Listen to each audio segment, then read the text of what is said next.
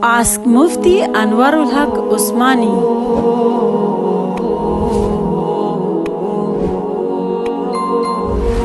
بسم الله الرحمن الرحيم نحمده ونصلي على رسوله الكريم أما بعد فأعوذ بالله من الشيطان الرجيم بسم الله الرحمن الرحيم إنما الخمر والميسر والأنصاب والأزلام رجس من عمل الشيطان صدق الله العظيم. عزت مندو ننز تاسو ته یو ډېرې اهمې یو ډېرې ضروري مسلې په باره کې راغلی یم، هغه د کرپټو کرنسي یا ډیجیټل چې څومره کرنسي دي د دې په باره کې ډېر خلکو ما نه تپوس وکړو چې دا ډیجیټل کرنسي یا کرپټو کرنسي دا څومره کرنسي دي د دې په بابت کې گردش کوي، د دې څه حکم دی. محترمو، کرپټو کرنسي او دا ډیجیټل چې څومره کرنسي دي دا ټولې د دنیا یو ملک هم دې ته منلو ته تیار نه دي چې دې ته د کرنسي اختیار ورکي، د کرنسي ویلیو ورکي او دا په خپلې کرنسي کې شامله کړي.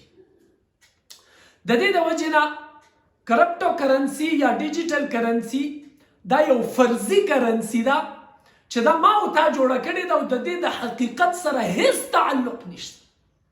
په حقیقت کې او په صحیح دنیا کې د دې هیڅ حقیقت نشته.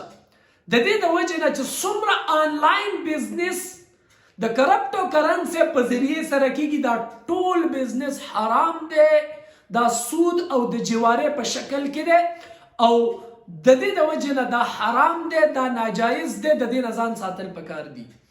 صرف دا نه چې کرپټو کرنسي کې چې کم دا فرضي او ډیجیټل کرنسي هغه چې دی نو مونږ وایو نو د دې د وجې نه حرام دي، بلکې په دې بزنس کې نه قبضه وي او نه په دې شیرز کې د بیع او د شرا یعنی د اخیستلو او د خرڅولو اسلامي احکامات فالو کیږي.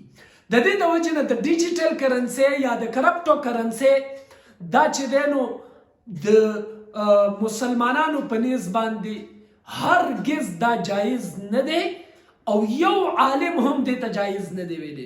د دې د وجې نه په دې دنیاوي څیزونو کې او لږونده کې ګټې کې ځان راوستل او په دې ظلم کې ځان اخته کول دا ټیک نه دي، مناسب نه دي. والله اعلم بالصواب.